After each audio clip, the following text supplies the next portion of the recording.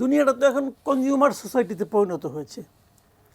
দেখবেন লজিক দিবে, আমি আপনি একটা শার্ট কিনবো, কত টাকা দিয়ে শার্ট কিনবো আমি আর আপনি?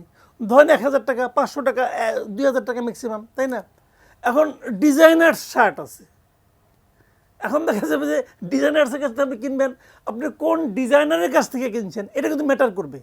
সেটা দেখতে কেমন, পরলে আপনাকে কেমন লাগছে এটা কিন্তু ইম্পর্টেন্ট না। ইম্পর্টেন্ট হলো আপনি কোন ডিজাইনারের শার্টটা কিনছেন, কোন ডিজাইনারের জামাটা কিনছেন, দ্যাট ইজ ইম্পর্টেন্ট। এটা কেন করা হয়েছে?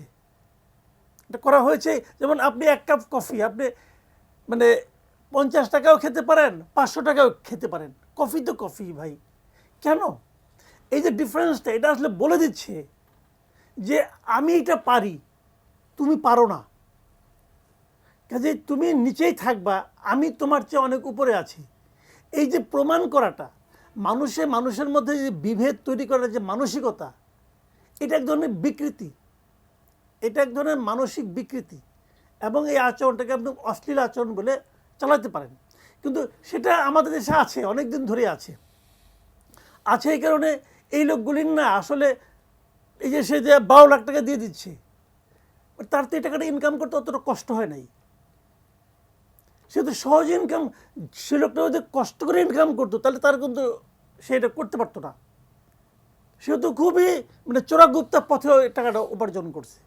তার একটা সামাজিক পরিচিতি আছে, সরকার তাকে একটা জায়গায় বসাইছে, হয় সে একটা বড় রাজনীতিবিদ, অথবা সে একজন দস্যু, অথবা সে একজন স্মাগলার, কিছু একটা, যে পথে নাকি খুবই শরীরের ঘাম বের না করেই বিপুল অর্থ উপার্জন করা যায়।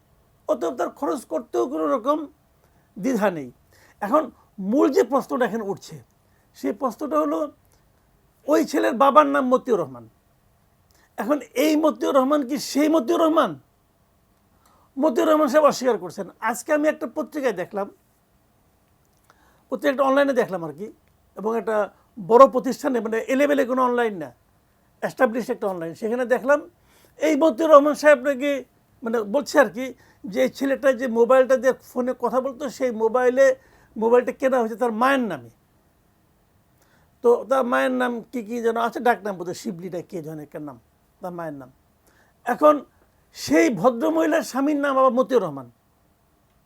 তো এটা নিয়ে এই মতিউর রহমান সাহেবকে জিজ্ঞাসা করা, তিনি বলছেন না, এটা আমি না, অন্য কোনো মতিউর রহমান হতে পারে। মতিউর রহমান খুব কমন নাম, হতেই পারে, কোনো সমস্যা নাই।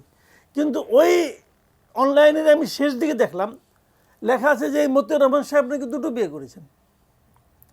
এক বউ তার নরসিংদীতে কোনো এক উপজেলার চেয়ারম্যান, রায়পুর উপজেলার চেয়ারম্যান, আর এটা নাকি ওনার দ্বিতীয় স্ত্রী।